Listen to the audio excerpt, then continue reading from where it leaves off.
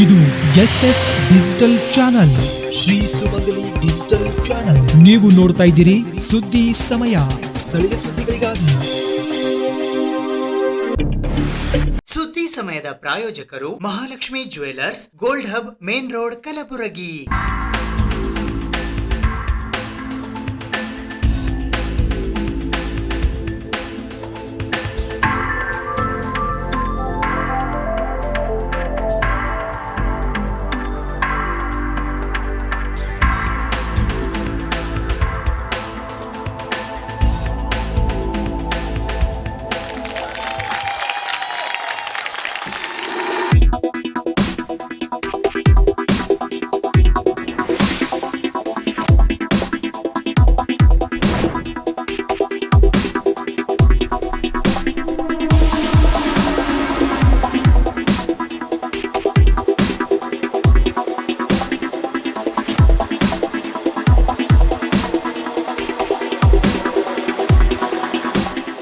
Mahalakshmi jewellers, gold hub, main road, Gulbarga.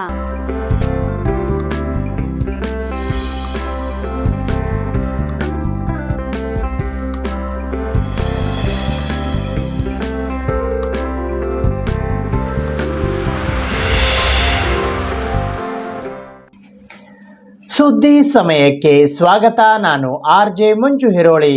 ನಮ್ಮ ನಡೆ ಕೋಟೆ ಕಡೆ ಪಾರಂಪರಿಕ ನಡಿಗೆಗೆ ಇಂದು ಕಲಬುರಗಿಯ ಜಿಲ್ಲಾಧಿಕಾರಿಗಳಾದ ಬಿ ಫೌಜಿಯಾ ತರನ್ನುಂ ಅವರು ಶ್ರೀ ಶರಣಬಸವೇಶ್ವರ ದೇವಸ್ಥಾನದ ಆವರಣದಲ್ಲಿ ಚಾಲನೆ ನೀಡಿದರು. ಐತಿಹಾಸಿಕ ಸ್ಮಾರಕಗಳ ಇತಿಹಾಸ ಮತ್ತು ಅದರ ಮಹತ್ವ ಅರಿತು ಇತರರಿಗೂ ತಿಳಿಸುವ ಕೆಲಸ ವಿದ್ಯಾರ್ಥಿ ಸಮುದಾಯ ಮಾಡಬೇಕು ಎಂದು ಕಲಬುರಗಿಯ ಜಿಲ್ಲಾಧಿಕಾರಿಗಳಾದ ಬಿ ಫೌಜಿಯಾ ತರನ್ನುಂ ಅವರು ಹೇಳಿದರು. ಅವರು ಶುಕ್ರವಾರ ಕಲ್ಯಾಣ ಕರ್ನಾಟಕ ಪ್ರದೇಶ ಅಭಿವೃದ್ಧಿ ಮಂಡಳಿ, ಕಲಬುರಗಿ ಜಿಲ್ಲಾಡಳಿತ, ಪ್ರವಾಸೋದ್ಯಮ ಇಲಾಖೆ ಹಾಗೂ ಇಂಟ್ಯಾಕ್ ಸಂಸ್ಥೆಯ ಸಹಯೋಗದೊಂದಿಗೆ ಕಲಬುರಗಿ ನಗರದ ಶ್ರೀ ಶರಣಬಸವೇಶ್ವರ ದೇವಸ್ಥಾನದಿಂದ ಕಲಬುರಗಿಯ ಕೋಟೆಯವರೆಗೆ ಜರುಗಿದ ನಮ್ಮ ನಡೆ ಕೋಟೆ ಕಡೆ ಘೋಷವಾಕ್ಯದ ಪಾರಂಪರಿಕ ನಡಿಗೆಗೆ ಚಾಲನೆ ನೀಡಿ ಮಾತನಾಡಿದರು. ನಮ್ಮ ಐತಿಹಾಸಿಕ ಸ್ಮಾರಕಗಳು ನಮಗೆ ಹೆಮ್ಮೆ ಇದೆ. ಇಂತಹ ಸ್ಮಾರಕಗಳ ರಕ್ಷಣೆಯ ಜೊತೆಗೆ ಅಲ್ಲಿ ಸ್ವಚ್ಛತೆ ಕಾಪಾಡುವುದು ನಮ್ಮೆಲ್ಲರ ಕರ್ತವ್ಯವಾಗಿದೆ. ಕಲಬುರಗಿ ಜಿಲ್ಲೆಯಲ್ಲಿ 30 ಪ್ರವಾಸಿ ತಾಣಗಳ ಅಭಿವೃದ್ಧಿಗೆ DPR ಸಿದ್ಧಪಡಿಸಿ ಸರಕಾರಕ್ಕೆ ವರದಿ ಸಲ್ಲಿಸಿದೆ. ಈ ವರ್ಷ KKRDB ಮಂಡಳಿ ಇಂತಹ ಪ್ರವಾಸಿ ತಾಣಗಳ ಸಂರಕ್ಷಣೆಗೆ 10 ಕೋಟಿ ರೂಪಾಯಿ ಅನುದಾನ ಮೀಸಲಿರಿಸಲಿದೆ. ಕಲಬುರಗಿ ಜಿಲ್ಲೆಯ ಪ್ರವಾಸಿ ತಾಣಗಳನ್ನು ಅಭಿವೃದ್ಧಿಪಡಿಸಲಾಗುವುದು ಎಂದರು. ಶ್ರೀ ಶರಣಬಸವೇಶ್ವರ ದೇವಸ್ಥಾನದಿಂದ ಲಾಲ್ಗಿರಿ ಕ್ರಾಸ್ ಮಾರ್ಗವಾಗಿ ಕಲಬುರಗಿಯ ಕೋಟೆಯವರೆಗೆ ಪಾರಂಪರಿಕ ನಡಿಗೆಯಲ್ಲಿ Vishwanath Reddy Mudnal GIMS medical college, PDA engineering college, MRMC medical college, ಸೋಲಾಪುರದ Basaveshwara ayurvedic medical college, KCT engineering ಕಾಲೇಜಿನ ವಿದ್ಯಾರ್ಥಿಗಳು ಹೆಜ್ಜೆ ಹಾಕಿದರು. ನಿವೃತ್ತ ಪ್ರಾಧ್ಯಾಪಕರಾದ ಡಾಕ್ಟರ್ ಶಂಭುಲಿಂಗ ವಾಣಿ ಅವರು ನಡಿಗೆಯುದ್ದಕ್ಕೂ ಕೋಟೆ ಇತಿಹಾಸದ ಕುರಿತು ತಿಳಿ ಹೇಳಿದರು. ನಂತರ ಕಲಬುರಗಿ ಕೋಟೆಯೊಳಗಿನ ರಣಮಂಡಳ, ಜಾಮಿಯಾ ಮಸೀದಿ, ಕೋಟೆಯ ಸುತ್ತ ಕಂದಕ, ಆನೆಲಯ, ಗುಪ್ತದ್ವಾರ, ಪ್ರವೇಶ ದ್ವಾರ ಹೀಗೆ ನಾನಾ ಸ್ಥಳಗಳನ್ನು ವೀಕ್ಷಿಸಲಾಯಿತು. ಇಂಟ್ಯಾಕ್ ಸಂಸ್ಥೆಯ ಡಾಕ್ಟರ್ ಶಂಭುಲಿಂಗ ವಾಣಿ ಅವರು ಮಾತನಾಡಿ 800 ವರ್ಷದಷ್ಟು ಹಳೆಯ ಈ ಕೋಟೆಯನ್ನು ರಾಜ ಗುಲ್ಚಂದ್ ನಿರ್ಮಿಸಿದರು. 1346ರಲ್ಲಿ ಬಹುಮನಿ ಸುಲ್ತಾನರು ಈ ಕೋಟೆ ವಶಪಡಿಸಿ ಅಧಿಕಾರ ಆರಂಭಿಸಿದರು. ಈ ಕೋಟೆಯ ಸುತ್ತಳತೆ 3 ಕಿಲೋಮೀಟರ್ ಇದ್ದು ಶತ್ರುಗಳು ಬಾರದಂತೆ 15 ಅಡಿ ಆಳ, 30 ಅಡಿ ಅಗಲ ಕೋಟೆಯ ಸುತ್ತ ನೀರಿನ ಕಂದಕ ನಿರ್ಮಿಸಿ ನೀರಿನಲ್ಲಿ ಜಲಚರ ಪ್ರಾಣಿಗಳನ್ನು ಬಿಡುತ್ತಿದ್ದರು. 2 ಗೋಡೆ ಒಳಗೊಂಡಂತೆ 26 ತೋಪುಗಳು ಇಲ್ಲಿವೆ, 8 ಗುಪ್ತ ದ್ವಾರಗಳು ಇವೆ ಎಂದ ಅವರು ಕಲಬುರಗಿಯ ಜೊತೆಗೆ 2ನೇ ರಾಜಧಾನಿಯಾಗಿ ಫಿರೋಜಾಬಾದ್ ಘೋಷಿಸಿಕೊಂಡಿದ್ದರು ಎಂದು ಕೋಟೆಯ ಇತಿಹಾಸ ಹೇಳಿದರು. ಅಪರ ಜಿಲ್ಲಾಧಿಕಾರಿ ರಾಯಪ್ಪ ಹುಣಸಗಿ, ಪ್ರವಾಸೋದ್ಯಮ ಇಲಾಖೆಯ ಉಪನಿರ್ದೇಶಕರಾದ ಅನಸೂಯ ಹೋಗಾರ್, ಕೃಷಿ ಸಹಾಯಕ ನಿರ್ದೇಶಕರಾದ ಚಂದ್ರಕಾಂತ ಜೀವಣಗಿ ಸೇರಿದಂತೆ ಇತರೆ ಅಧಿಕಾರಿಗಳು ಭಾಗವಹಿಸಿದ್ದರು. ಗಂಜಿಗೆ ಹೋಗುವಂತ ಮಾರ್ಗ ಅದೇ ಲೋಹರ್ ಗಲ್ಲಿ ಅಂತ. ಅವತ್ತಿನ ಲೋಹರ್ ಗಲ್ಲಿ ಇವತ್ತು ಕಂಪ್ಯೂಟರ್ ಗಲ್ಲಿ ಆಗಿದೆ. ಅಲ್ಲಿ ಎಲ್ಲಾ ರೀತಿಯ ಕಂಪ್ಯೂಟರ್ಗಳನ್ನ ನಾವು ನೋಡ್ತಾ ಇದ್ದೀವಿ. ಇಂತಹ ಒಂದು ಸ್ಥಳದಲ್ಲಿ ನೆಲೆ ನಿಂತು ಮೊದಲು ಏನ್ ಮಾಡ್ತಾರೆ ಅಂದ್ರೆ ಅವ್ರು ಈ ರೀತಿಯ ಬಳೆಗಳನ್ನ ಸಿದ್ಧಪಡಿಸ್ಕೊಳ್ತಾರೆ. ಯಾವ ಆಕಾರದಲ್ಲಿ ತೋಪ್ ನೋಡಿ ಯಾವ ಪ್ರಕಾರದ ತೋಪ್ ಮಾಡ್ಬೇಕಾಗಿತ್ತು ಆ ಪ್ರಕಾರದಲ್ಲಿ ಅವುಗಳನ್ನ ಮೊದಲು ರೌಂಡ್ ಆಗಿ ಜೋಡಿಸ್ತಾರೆ.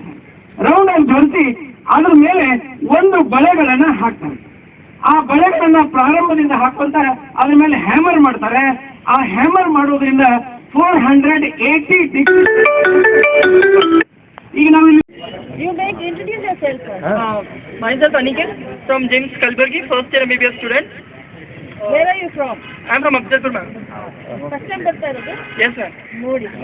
ಅಫ್ಜಲ್ಪುರ್ನವರೇ ನೋಡಿ. Madam, I completed my school from Maharashtra.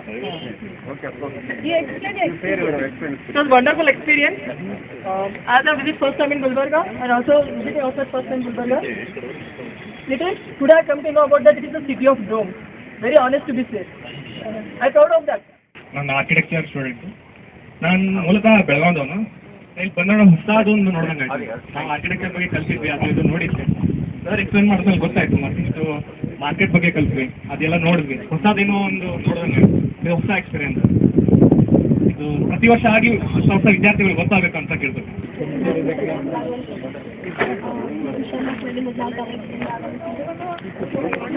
ಮೂಲತಃ ಬಿಡದಿಲ್ಲ. ಇವತ್ತಿನ ಹೈದರಾಬಾದ್ ಕರ್ನಾಟಕ ಪ್ರಾಂತ್ಯದಲ್ಲಿ ಇರುವಂತಹ ಕಲಬುರಗಿಯನ್ನ ಕೋಟೆ ಎಲ್ಲ ನೋಡಿದಾಗ ನನಗೆ ಏನ್ ಡೌಟ್ ಆಯ್ತು ಅಂತ ಸುಮಾರು ಸಲ ನಾನು ಕೋಟೆಯನ್ನು ನೋಡಿದ್ದೆ. ಈ ಕೋಟೆಯ ಏನ್ ತೋಪಿದೆ ಅಲ್ಲ, ಈ ತೋಪು ಯಾವ ರೀತಿ ಉಪಯೋಗ ಮಾಡ್ತಾರೆ ಅನ್ನೋದು ನನಗೆ ಇನ್ನೊಂದ್ಸಲ ಕ್ವಶನ್ ಆಗಿ ಉಳಿದಿದೆ. ಸೊ ಅದ್ರ ಬಗ್ಗೆ ಸ್ವಲ್ಪ ಎಕ್ಸ್ಪ್ಲೇನ್ ಮಾಡಿದ್ರೆ ಒಳ್ಳೆಯದಾಗುತ್ತೆ. ಕರ್ನಾಟಕ ಸರ್ಕಾರದ ನಗರಾಭಿವೃದ್ಧಿ ಮತ್ತು ನಗರ ಯೋಜನೆ ಸಚಿವರಾದ BS ಸುರೇಶ್ ಅವರ ಅಧ್ಯಕ್ಷತೆಯಲ್ಲಿ ಇಂದು ಕಲಬುರಗಿ ನಗರದ ಜಿಲ್ಲಾಧಿಕಾರಿಗಳ ಕಚೇರಿಯ ಸಭಾಂಗಣದಲ್ಲಿ ಪ್ರಗತಿ ಪರಿಶೀಲನಾ ಸಭೆ ಜರುಗಿತು. ಕರ್ನಾಟಕ ಸರ್ಕಾರದ ಮಾನ್ಯ ನಗರಾಭಿವೃದ್ಧಿ ಮತ್ತು ನಗರ ಯೋಜನೆ ಸಚಿವರು ಹಾಗೂ ಕೋಲಾರ ಜಿಲ್ಲಾ ಉಸ್ತುವಾರಿ ಸಚಿವರಾದ BS ಸುರೇಶ್ ಅವರು ಇಂದು ಮಧ್ಯಾಹ್ನ 12:30ಕ್ಕೆ ಕಲಬುರಗಿ ವಿಮಾನ ನಿಲ್ದಾಣಕ್ಕೆ ಆಗಮಿಸಿದರು. ನಂತರ ಕಲಬುರಗಿಯ ಜಿಲ್ಲಾಧಿಕಾರಿಗಳ ಕಚೇರಿಯ ಸಭಾಂಗಣದಲ್ಲಿ ಕಲಬುರಗಿ ಜಿಲ್ಲಾಡಳಿತದ ವತಿಯಿಂದ ಮಹಾನಗರ ಪಾಲಿಕೆ, ಕಲಬುರಗಿ ನಗರ ಅಭಿವೃದ್ಧಿ ಪ್ರಾಧಿಕಾರ, ಕರ್ನಾಟಕ ನಗರ ನೀರು ಸರಬರಾಜು ಮತ್ತು ಒಳಚರಂಡಿ ಮಂಡಳಿ ಸೇರಿದಂತೆ ಇತರ ಇಲಾಖೆಗಳ ಪ್ರಗತಿ ಪರಿಶೀಲನಾ ಸಭೆಯು ಸಚಿವ BS ಸುರೇಶ್ ಅವರ ಅಧ್ಯಕ್ಷತೆಯಲ್ಲಿ ಇಂದು ಬೆಳಗ್ಗೆ 11 ಗಂಟೆಗೆ ಜರುಗಿತು.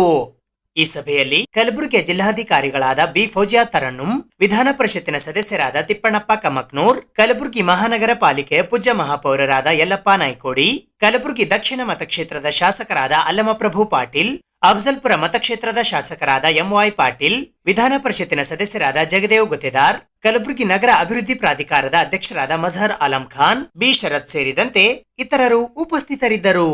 ಇಂದು ನಗರಕ್ಕೆ ಆಗಮಿಸಿದ ನಗರ ಅಭಿವೃದ್ಧಿ ಮತ್ತು ಪಟ್ಟಣ ಯೋಜನೆ ಸಚಿವರಾದ ಭೈರತಿ ಸುರೇಶ್ ಅವರನ್ನು ಕಲಬುರಗಿ ಮಹಾನಗರ ಪಾಲಿಕೆಯ ಪೂಜ್ಯ ಮಹಾಪೌರರಾದ ಯಲ್ಲಪ್ಪ ಎಸ್ ನಾಯ್ಕೋಡಿ, ಮಾಜಿ ಮಹಾಪೌರರಾದ ಸೈಯದ್ ಅಹಮದ್, ಸ್ಥಾಯಿ ಸಮಿತಿಯ ಅಧ್ಯಕ್ಷರಾದ ಪರ್ವೀನ್ ಬೇಗಂ, ಸಚಿನ್ ಶಿರ್ವಾಳ್, ಮೊಹಮ್ಮದ್ ಅಜಿಮುದ್ದೀನ್, ಇರ್ಫಾನಾ ಪರ್ವೀನ್, ಲತಾ ರವೀಂದ್ರ ಕುಮಾರ್ ಸದಸ್ಯರು ಹಾಗೂ ಪಾಲಿಕೆಯ ಸದಸ್ಯರು ಸಚಿವರನ್ನು ಸ್ವಾಗತಿಸಿ ಭೇಟಿ ಮಾಡಿ ಅವರೊಂದಿಗೆ ಚರ್ಚಿಸಿ ಕಲಬುರಗಿ ನಗರದಲ್ಲಿ ಮೂಲ ಸೌಕರ್ಯ ಅಭಿವೃದ್ಧಿಗೆ ಅನುದಾನ ಬೇಡಿಕೆ ಇದ್ದು ರಸ್ತೆಗಳು ಮತ್ತು ಒಳಚರಂಡಿಗಳಿಗೆ 70 ಕೋಟಿ ರೂಪಾಯಿ ಅನುದಾನ, ಕಲಬುರಗಿ ನಗರದ ಹೊರವಲಯದಲ್ಲಿ 4 ದಿಕ್ಕಿನಲ್ಲಿ ಘನತ್ಯಾಜ್ಯ ವಸ್ತು ನಿರ್ವಹಣೆ ಸಲುವಾಗಿ ಭೂಮಿ ಖರೀದಿಸುವುದಕ್ಕಾಗಿ 100 ಕೋಟಿ ರೂಪಾಯಿ, ಮಹಾನಗರ ಪಾಲಿಕೆಯ ಸಭಾಭವನ ಕಟ್ಟಡಕ್ಕಾಗಿ 20 ಕೋಟಿ, ರಸ್ತೆ ಅಗಲೀಕರಣಕ್ಕಾಗಿ 20 ಕೋಟಿ, ಸರಡಗಿ ನಾಲಾ ಡೈವರ್ಷನ್ ಕಾಮಗಾರಿಗಾಗಿ 10 ಕೋಟಿ ರೂಪಾಯಿ, ನೀರು ಸರಬರಾಜು ಯೋಜನೆಗಾಗಿ 190.4 ಕೋಟಿ, ಒಳಚರಂಡಿ ವ್ಯವಸ್ಥೆಗಾಗಿ 350 ಕೋಟಿ ರೂಪಾಯಿ ಅನುದಾನ, ಉದ್ಯಾನವನ ಅಭಿವೃದ್ಧಿಗಾಗಿ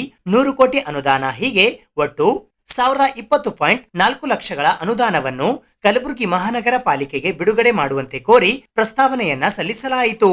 ಅಲ್ಲದೆ ಕಲಬುರಗಿ ಸ್ಥಳೀಯ ಪ್ರದೇಶದಲ್ಲಿ ಮಂಡಲ, ಗ್ರಾಮ ಪಂಚಾಯಿತಿಯಿಂದ ಹಸ್ತಾಂತರಗೊಂಡ ಮತ್ತು ಅನುಮೋದನೆಗೊಂಡ ವಿನ್ಯಾಸಗಳಲ್ಲಿಯ ನಿವೇಶನಗಳ ಕರ ವಸೂಲಿ, ಕಟ್ಟಡ ಪರವಾನಗಿ ಹಾಗೂ ಇನ್ನಿತರ ಎಲ್ಲಾ ಪ್ರಕ್ರಿಯೆಗಳನ್ನು ಪ್ರಾರಂಭಿಸಲು ಸೂಕ್ತ ಮಾರ್ಗದರ್ಶನವನ್ನು ಹಾಗೂ ಸಂಬಂಧಪಟ್ಟ ಅಧಿಕಾರಿಗಳಿಗೆ ಅನುಮತಿ ನೀಡುವಂತೆ ಕೋರಿ ಮನವಿ ಪತ್ರ ಸಲ್ಲಿಸಲಾಯಿತು ಮತ್ತು ಕಲಬುರಗಿ ಮಹಾನಗರ ಪಾಲಿಕೆ ವ್ಯಾಪ್ತಿಯಲ್ಲಿ ಕಟ್ಟಡ ಪರವಾನಗಿ ನೀಡಲು ಪ್ರಸ್ತುತ ಇರುವ ವಲಯ ನಿಯಮಾವಳಿಗಳನ್ನು ಪರಿಷ್ಕರಿಸಿ ಕಲಬುರಗಿ ನಗರದ ಬೆಳವಣಿಗೆಗಾಗಿ ಕಟ್ಟಡದ ಎತ್ತರ 15 ಮೀಟರ್ ವರೆಗೆ ಹಾಗೂ FAR 4 ಗರಿಷ್ಠವರೆಗೆ ಹೆಚ್ಚಿಸುವಂತೆ ಕೋರಿ ಮನವಿ ಪತ್ರ ಸಲ್ಲಿಸಲಾಯಿತು.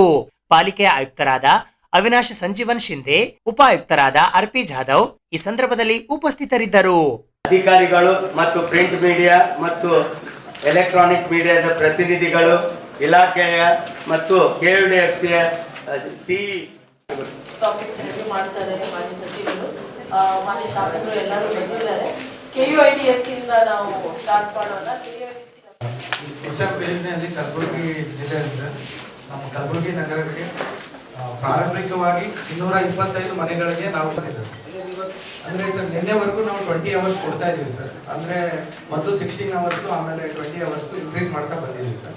ಇವತ್ತಿನ 20 ಎಲ್ಲಾನು EMI ಇನ್ಸ್ಟಾಲೇಷನ್ ಒಂದು ವರ್ಕ್ ನಡೀತಾ ಇದೆ ಸರ್. ಒಂದು GLSR ಇದೆ ಸರ್, ಗ್ರೌಂಡ್ ಲೆವೆಲ್ ರಿಸರ್ವಾಯರ್, ಅದರದ್ದು 100% ಸಿವಿಲ್ ವರ್ಕ್ ಕಂಪ್ಲೀಟ್ ಆಗಿದೆ ಸರ್. ಆಮೇಲೆ ಒಂದು ಹೊಸ WTP ಮಾಡ್ತಾ ಇದೀವಿ ಸರ್, 58.6 MID ಇದು ಸಲಾಮ್ ಟೇಕ್ರಿ ಹತ್ರ, ಅದರದ್ದು 89% ಸಿವಿಲ್ ವರ್ಕ್ಸ್ ಎಲ್ಲ ಕಂಪ್ಲೀಟ್ ಆಗಿದೆ. ಇಂಟೇಕ್ ವರ್ಕ್ಸ್ ಅಂತಿದೆ ಸರ್, ಯೂನಿವರ್ಸಿಟಿ ಎಷ್ಟು 12 ಸರ್, 7 ಕಂಪ್ಲೀಟ್ ಆಗಿದೆ ಸರ್ ಸಿವಿಲ್ ವರ್ಕ್. ಅಲ್ಲಿ ಒಂದು ಕಮಿಷನ್ ಸಹ ಆಗಿದೆ ಸರ್. Yes. ಫಿಸಿಕಲಿ ಫುಲ್ಲಿ ಎಷ್ಟು ಈ ಕೆಲಸ ಮಾಡ್ತಾ ಇರೋದು ಟ್ಯಾಂಕ್ಗಳು 12 ಟ್ಯಾಂಕ್ ಕಂಪ್ಲೀಟ್ ಆಗಿದೆ, ಒಂದೇ ಕಂಪ್ಲೀಟ್ ಆಗಿರೋದು. ಒಂದು ಕಮಿಷನ್ ಆಗಿದೆ ಸರ್. ಕಮಿಷನ್ ಅಂದ್ರೆ complete it's completed and started. 7 physically complete ಆಗಿದೆ ಸರ್. ಇನ್ನು 5 ಕಂಪ್ಲೀಟ್ ಆಗೈತಲ್ಲ, ಅದರಿಂದ ನೀರು ಕೊಡ್ತಾ ಇದ್ದೀರಾ? ಟೆಸ್ಟಿಂಗ್ ನಡೀತಾ ಇದೆ ಸರ್, ಲೀಕ್ ಟೆಸ್ಟಿಂಗ್ ಎಲ್ಲ ಮಾಡ್ತಾರೆ. ಎಲ್ಲಿ ಕೊಡ್ತಾ ಇದ್ದೀರಿ ನೀರು? ಒಂದು ಸರ್ ಒಂದು ಕೊಡ್ತೇವೆ, ಒಂದು ಕೊಡ್ತಾ ಇದ್ದೀರಿ. ಅವ್ರು ಹೇಳ್ತಾರೆ ಒಂದೇ ಕಂಪ್ಲೀಟ್ ಅಂತ, 7 ಕಂಪ್ಲೀಟ್ ಆಗೈತೆ, ಅದರಿಂದ ಇನ್ನು ನೀರು ಕಮಿಷನ್ ಮಾಡಿದ ಮನೆಗಳಿಗೆ ಅಂತ ಆಗಿದೆ ಸರ್. SB ಟ್ಯಾಂಕ್ ಇದು 7 ಕಂಪ್ಲೀಟ್ ಆಗಿದೆ ಸರ್. ಆಮೇಲೆ ಟಿವಿ ಸ್ಟೇಷನ್ ಇವೆಲ್ಲ ಕನ್ಸ್ಟ್ರಕ್ಷನ್ ಸ್ಟೇಜ್ ಇದೆ. ಟಿವಿ ಸ್ಟೇಷನ್ ಎಷ್ಟು ದಿವಸ ಒಳಗಡೆ ಮುಗಿಸ್ತೀರಾ? ಒಂದು ಅವರ್ ಟಿವಿ ಸ್ಟೇಷನ್ ಒಂದು ಎಲ್ಲಿ ಅವರು KVIDF ಇವರು LNT ನವರು LNT ಅವರ ಅಲ್ಲೇ ನಮ್ಮ ತಗೊಂಡಿರೋದಲ್ಲ ಹೇಳಿ, ಒಂದು ಅವರ್ ಯಾವಾಗ ಮುಗಿಸ್ತೀರಾ? ಪೈಪ್ಲೈನ್ ಅದಕ್ಕೆ ಜೋಡಣೆ ಪ್ಲಸ್ EMI ವರ್ಕ್ಸ್ ನಡೀತಾ ಇದೆ. ಸೊ ಏಪ್ರಿಲ್ ಒಳಗಡೆ 6 ಕಮಿಷನ್ ಮಾಡ್ತೀವಿ ಸರ್. ಇನ್ನು ಉಳಿದಿರೋ ಸ್ಟ್ರಕ್ಚರ್ಸ್ ಅಲ್ಲಿ ಜೂನಲ್ಲಿ ಇದನ್ನ ಮಾಡ್ತೀವಿ ಸರ್. ಲಾಸ್ಟ್ ಇಯರ್ ನೀನು ಇದೇ ಹೇಳಿದ್ದಲ್ಲ, ನೀನೇ ಇದ್ದಲ್ಲ, ಹೋದ ವರ್ಷ ಯಾರು ಇದ್ದಿದ್ದು? ನಾನೇ ನೀನು ಇದೇ ಮಾತು ಹೇಳಿದ್ದೆ ನನಗೆ. ಸರ್ ಒಂದು ಟ್ಯಾಂಕ್ ಕಂಪ್ಲೀಟ್ ಆಗಿತ್ತು, ಈಗ ಆಲ್ಮೋಸ್ಟ್ 7 ಆಗಿದೆ. ಕಂಪ್ಲೀಟ್ ಆಗಿ ನಿಮ್ಮ ಮನೇಲಿ ಇಟ್ಬೇಕು. ಯಾರಿಗೆ ಕೊಟ್ಟಿದ್ದೆ ನೀರನ್ನು? ಜನವರಿ, ಫೆಬ್ರವರಿ, ಮಾರ್ಚ್, ಏಪ್ರಿಲ್, ಮೇ, ಜೂನಾ? 6 ತಿಂಗಳು ಕೂಡ ಮಾಡ್ಬೇಕು ಎಲ್ಲ ಮನೆಗಳನ್ನ ಸರ್. ಅದರಲ್ಲಿ ಸರ್ ಒಂದೇ ನಮ್ಮ ಸಬ್ಮಿಷನ್ ಇದೆ ಸರ್. ಈಗ ಬಲ್ಕ್ ಅಲ್ಲಿ ಏನೇನಿದೆ ಸರ್ ಅದನ್ನೆಲ್ಲ ನಾವು ಜೂನ್ ಒಳಗಡೆ ನಾವು ಮುಗಿಸ್ತೀವಿ ಸರ್. ಬಟ್ ಆದ್ರೆ ನಮ್ಗೆ ಮೇನ್ ಇಲ್ಲಿ ಪ್ರಾಬ್ಲಮ್ ಆಗಿರೋದು ಇಂಟೇಕ್ ಅಲ್ಲಿ ಸರ್. ಇರೋ ವಾಟರ್ ಸಬ್ಮಿಷನ್ ನಾವು ಡಿಸ್ಟ್ರಿಬ್ಯೂಷನ್ ಮಾಡ್ಲಿಕ್ಕೆ ಆ ನೆಟ್ವರ್ಕ್ ಹಾಕಿರೋದು ಯೂಸ್ ಬರೋದು ಆ ಇಂಟೇಕ್ ಆದ್ಮೇಲೆ ಸರ್. ಈವರೆಗೂ ಆ ಇಂಟೇಕ್ ಕನ್ಸ್ಟ್ರಕ್ಷನ್ ಇಂಟೇಕ್ ಬಿಡು ಆಯ್ತು, ನೀನು ಕನ್ಸ್ಟ್ರಕ್ಷನ್ ಯಾಕೆ ಕಂಪ್ಲೀಟ್ ಮಾಡಿಲ್ಲ ನೀನು? ಸರ್ ಅದರಲ್ಲಿ ಹೌಸ್ ಕನೆಕ್ಷನ್ ಯಾಕೆ ಕೊಟ್ಟಿಲ್ಲ ನೀನು? ಸರ್ ನಿಮಗೂ ನೀರು ಬರೋಕ್ಕೆ ಸಂಬಂಧ ಏನಿದೆ? ಬೇರೆ ಬೇರೆ ಸೋರ್ಸ್ ಹೇಳ್ತೀರಿ, KVDF ಸರ್ ಹೇಳ್ತಾರೆ, DC ಹೇಳ್ತಾರೆ, ಫೈಂಡ್ ಸಮ್ ಆಪ್ಷನ್ಸ್. ಸಂಬಂಧ ಏನಿದೆ ಅದಕ್ಕೆ ಸರ್? ಎದಕ್ಕಂತಂದ್ರೆ ಸರ್ ಆಲ್ಮೋಸ್ಟ್ ಈಗ ನಮ್ಮ ಟೋಟಲ್ ರಿಕ್ವೈರ್ಮೆಂಟ್ ಕಲಬುರ್ಗಿ ಸಿಟಿ ಇರೋದು ಆಲ್ಮೋಸ್ಟ್ 129 MID. ಯಾಕಪ್ಪ ಅದೆಲ್ಲ ಕತೆ? ನಿಂದು ಅದು ಸೆಕೆಂಡ್ರಿ, ನೀನು ಕೊಟ್ಟಿರುವಂತ ಎಫೆಕ್ಟ್ ಆಗಿರೋದು ಕೋವಿಡ್ 2021 ಕೋವಿಡ್ ಆಗಿದ್ದೆಯಾ? 2021 ಎರಡನೇದು ಆ ಲ್ಯಾಗ್ ಅನ್ನೇ ಸರ್ ಹೋಗ್ತಾ ಇದೆ ಸರ್. ನಮ್ಗೆ ಜಸ್ಟ್ ಈಗ 1 ಇಯರ್ ಬರೀ ಗುಲ್ಬರ್ಗದಲ್ಲಿ ಮಾತ್ರ ಕೋವಿಡ್ ಐತೆ ಈಗಲೂ? ಇಲ್ಲ ಸರ್, ಹಾಗಿಲ್ಲ ಸರ್. ಇವ್ರದ್ದು ಇದ್ರಲ್ಲೂ ಇದೆ ಸಮಸ್ಯೆ. ಅದು ಹುಬ್ಳಿ ಧಾರವಾಡದಲ್ಲಿ ಹುಬ್ಳಿ ಧಾರವಾಡ ಎಲ್ಲ ಕಡೆ ನೋಡಪ್ಪ ಇವ್ರದ್ದು ನೀನು ರಿಪೋರ್ಟ್ ಕಳಿಸು. ಇದ್ದೀರಾ? ಚೀಫ್ ಇಂಜಿನಿಯರ್ ಅಲ್ಲೇ ಇದ್ದಾರೆ. ಮೇಲೆ ಇದೇನು ಇದ್ರಾಗ ಮಾಡಿಲ್ಲಪ್ಪ ಅಂದ್ರೆ ನಾವು ಬ್ಲ್ಯಾಕ್ ಲಿಸ್ಟ್ ಮಾಡ್ತೀನಿ ಅಂತ ಕೂಡ ತಾವು ವರದಿ ಕೊಟ್ಟಿದ್ದೀವಿ, ಕೌನ್ಸಿಲ್ದಾಗ ಮಾತಾಡಿದ್ವಿ. ನೀವು ಹಿಂದುಳಿದ ವರ್ಗದ ಬಗ್ಗೆ ಅತ್ಯಂತ ಕಾಳಜಿ ಉಳ್ಳೋರಿದೆ ಅಂತೇಳಿ ನಾವು ಕೌನ್ಸಿಲ್ ಬಗ್ಗೆ ಮಾತು ಮಾಡಕ್ಕೆ ಹೋಗಲ್ಲ. ಈಗ ಏನಾಗಿದೆ ಸರ್, ಇದು ಕಲುಷಿತ ವಾತಾವರಣ ನಮ್ಮಲ್ಲಿ ನೀರಿಂದು. ಈ ಬೇಸಿಗೆ ಬಂದು ಎಲ್ಲ ಕಡೆ ನೀರೇ ಸಿಗಲ್ಲ, 10 ಮಂದಿ ನೀರು ರೋಗ ಬಂದು ಸತ್ತು ಹೋಗ್ತಾರೆ. ಈ 25 ಮುಗಿಸ್ಬೇಕಾಗಿತ್ತು ಇವರು. ಇಲ್ಲಿ ತನಕ 10% ಕೆಲಸ ಮಾಡಿಲ್ಲ ಇವರು. ಎಲ್ಲೆಲ್ಲಿ ಎಸ್ಕವೇಷನ್ ಮಾಡಿದ್ರೆ ಅದು ಮುಚ್ಚಲಕ್ಕೂ ಹೋಗಿಲ್ಲ ಇವರು. ಈ LNTM ಹೆಸರು ಒಂದೇ ದೊಡ್ಡದಿವರು. ಇವರೆಲ್ಲ ಏನೂ ಕೆಲಸ ಮಾಡ್ತಾ ಇಲ್ಲ ಸರ್. ಈ ಒಂದೇ ಅಲ್ಲ, ನೀವು ಹೇಳ್ದಪ್ಲೆ ಹುಬ್ಬಳ್ಳಿ ಅಥವಾ ಬೆಳಗಾವಿ ಕಡೆ ಇದೇ ಪ್ರಕಾರ ಅದಕ್ಕೆ ಸರ್ ದಯವಿಟ್ಟು ನೀವು ಮಾಡಿದ್ರೆ ಮತ್ತವ್ರನ್ನ ಯಾರಿಂದ ಮಾಡಲ್ಲ. ಇವರಿಗೆ ಬ್ಲ್ಯಾಕ್ ಲಿಸ್ಟ್ ಮಾಡಿರಿ, ಇಲ್ಲಿ ಇವ್ರಿಗೆ ಅನುಕೂಲ ಆಗ್ತದೆ ನೋಡಿ ಸರ್. 5 ವರ್ಷ ಆಯ್ತು ಇವ್ರು 10% ಮಾಡಿಲ್ಲ ಅಂದ್ರೆ ಮುಂದೆ ಯಾವಾಗ ಮಾಡ್ತಾರೆ ಸಾಹೇಬ್ರು ಹೇಳಿ? ಇನ್ನು 10 ವರ್ಷ ಮಾಡೋಣ ಸರ್. ಅದು ಮೀಟಿಂಗ್ ಬೆಂಗಳೂರನ್ನು ತೊಗೊಂಡ್ರೆ ನಾವು ಇವನ್ ಕಾರ್ಪೊರೇಷನ್ ದುನಿಯಾಗಿ ಮಾತಾಡಿದ್ವಿ. ಇವರು 30 ದಿವಸಿಗೆ 125 ರೂಪಾಯಿ ಬಿಲ್ ತೊಗೊಳ್ತಾರೆ. 30 ಡೇಸ್ ನೀರು ಕೊಡ್ಬೇಕು. ಉಳಿದ ತಿಂಗಳದ 3 4 ಟೈಮ್ ನೀರು ಕೊಡ್ತಾರೆ ಅವರು. ಮತ್ತು 175 ರೂಪಾಯಿ 130 ದಿವಸ ನೀರು ತೊಗೊಂತಾರೆ, ಇವರು ಬಿಲ್ ತೊಗೊಂತಾರೆ. ಆಮೇಲೆ ನೀರಿನ ಸಮಸ್ಯೆ ಇಷ್ಟು ಸೃಷ್ಟಿ ಮಾಡಿರಿ LNT ಕೊಟ್ಟಂತಾರೆ. ಮೊದಲು ನಮ್ಮ ಕಲಬುರಗಿ ಭಾಳ ಸರಿಗೆ ನಡೀತಿತ್ತು. ಎಂತ LNT ಅವ್ರು ಹ್ಯಾಂಡ್ ಓವರ್ ಮಾಡ್ಕೊಂಡಾರ. ಅವ್ರಿಗೆ ಖಾಲಿ ವರ್ಕ್ ಕೊಡಿ ಸರ್, ಮೇಂಟೆನೆನ್ಸ್ ಯಾಕೆ ಕೊಟ್ಟರು ನಮ್ಮವ್ರಿಗೆ ಗೊತ್ತಾಗಲ್ಲ. ನಮ್ಗೆ ಖಾಲಿ ಲೈನ್ ಹಾಕೋದು ವಾಟರ್ ಟ್ಯಾಂಕ್ ಕಟ್ಟೋದು ಅಷ್ಟೇ ಕೊಡೋದಿತ್ತು ಅವರಿಗೆ ಕಲೆಕ್ಷನ್ ಮಾಡಬೇಕು, ಅವರೇ ಸಪ್ಲೈ ಮಾಡಬೇಕು. ಇದು ಯಾವ ಸಿಸ್ಟಮ್ ಇದು? ಕಾಂಟ್ರಾಕ್ಟರ್ಗೆಲ್ಲ ಜವಾಬ್ದಾರಿ ಕೊಡೋದು ಯಾರು ಕೊಟ್ಟಿರುತ್ತೆ? ಅವ್ರಿಗೆ 3 ತಿಂಗಳು ಚೇಂಜ್ ಆಗ್ತಾರೆ. ಅವ್ರು ಜೈಗಳು ಇಂಜಿನಿಯರ್ 3 ತಿಂಗಳು ಚೇಂಜ್ ಆಗ್ತಾರೆ. ಒಬ್ರು ಪರ್ಮನೆಂಟ್ ಇರಂಗಿಲ್ಲ. ಮತ್ತೆ ಇಲ್ಲಿ ಭಾಷೆ ಬರಂಗಿಲ್ಲ ಇವರಿಗೆ. ನಮ್ಮವ್ರು ಕನ್ನಡ ಮಾತಾಡಿದ್ರೆ ಅವ್ರು ಯಾವ್ಯಾವ ತೆಲುಗು ಭಾಷೆ ಮಾತಾಡ್ತಾರೆ, ಗುಜರಾತಿ ಮಾತಾಡ್ತಾರೆ. ನಮ್ಮವ್ರಿಗೆ ಅರ್ಥ ಆಗಂಗಿಲ್ಲ. ಆಮೇಲೆ ಎಷ್ಟು ಅಡ್ಡಾರ ಅಂದ್ರೆ ಈಗ ಯಾವ ಮುಚ್ಚಿಲ್ಲ, ಮಂದಿ ಕಾಲು ಮುರ್ಕೊಂಡು ಮಳೆಗಾಲದಾಗ ದಂಡಿಗೆ ತೆಗೆದ್ಬಿಟ್ಟು ಸರ್ ಕ್ಯಾನ್ಸಲ್ ಮಾಡ್ತೀವಿ, ಬೇರೆಯವ್ರಿಗೆ ಯಾರೇ ಕೊಟ್ಬೇಡಿ ಟೆಂಡರ್. ಯಾಕೆ ಇವ್ರಿಗೆ ಮಸ್ಕೊಡಿಲ್ಲ ಅಂತ ದುಡ್ಡು ಕೊಟ್ಟು ಇವರಿಗೆ? ಮಂತ್ರಿ ಮಂಡಳದಲ್ಲೇ ಅತ್ಯಂತ ಘನತೆ ವ್ಯಕ್ತಿ ಮತ್ತು ಒಂದು ಆದೇಶ ಮಾಡ್ತಕ್ಕಂಥ ಶಕ್ತಿ ನಿಮ್ಮಲ್ಲಿ ಸರ್. ನಮ್ಮ ಭಾಗದ ಜನರ ಜೀವ ಉಳಿಬೇಕಾಗಿತ್ತು. ಇಲ್ಲಿ ಪ್ರತಿಯೊಬ್ಬರಿಗೆ ಶುದ್ಧವಾದ ನೀರು ಸಿಗಬೇಕಾದ್ರೆ ಈ LNT ಹೊರಗೆ ಹಾಕ್ಬಿಟ್ಟು ಗುಲ್ಬರ್ಗಲ್ಲಿ ಇನ್ನ 10% ಆಗಿದೆ. ನೀರೇನು ಕುಡಿಸ್ತಾರಲ್ಲ, ಡ್ರೈನೇಜ್ ವಾಟರ್ ಹೋಗ್ತವೆ. ಅದಕ್ಕೆ ಕೇಳ್ತೀರಿ ಗುಲ್ಬರ್ಗ ಡ್ರೈನೇಜ್ ವಾಟರ್ ಕೊಡ್ತಾರೆ. ಅದೇ ಡ್ರೈನೇಜ್ ವಾಟ್ರು ನಮ್ದು ಏನು ವಾಟರ್ ಸಪ್ಲೈ ಗುಲ್ಬರ್ಗಕ್ಕಿದೆ, ಅಲ್ಲಿ ಜಾಗಪಲ್ಲಿಗೆ ಹೋಗಿ ಡ್ರೈನೇಜ್ ನೀರೇ ಹೋಗಿ ಕಲಿತವೆ. ನೀರೇ ಕೊಟ್ಟಿಲ್ಲ ಅಂತ ನೀನು ಟ್ಯಾಂಕಿ ಹೇಳತ್ತವ. ಮತ್ತೆ ನೀವೆಲ್ಲ ಮನೆ ಬಿಲ್ ಕೊಟ್ಟಿರಿ.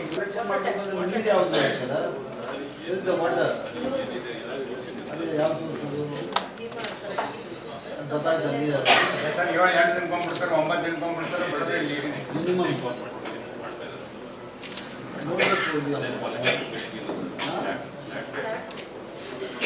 ಎಷ್ಟು ಫ್ಲಾಟ್ ರೇಟ್ ಏನು?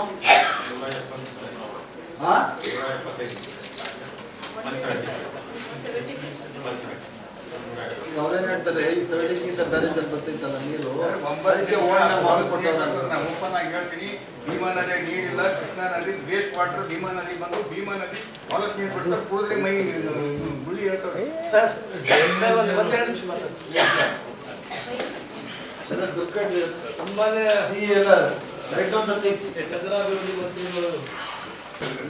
ಪ್ರತಿದಿನ ಏನಂದ್ರೆ 4-7 ML ನೀರು ಬರ್ತೇ ಅದ. ನಾವು ಈ ಸದ್ಯ ಪ್ರೆಸೆಂಟ್ ನೀರು ಕರೆಕ್ಟಾಗಿ ಬಂದ್ರೆ ಕಲಬುರಗಿ ನಗರದಲ್ಲಿ ಒಟ್ಟು 1,000 ಸಬ್ಸ್ಟೇಷನ್ ಹೇಳ್ತೀನಿ ನಾನು.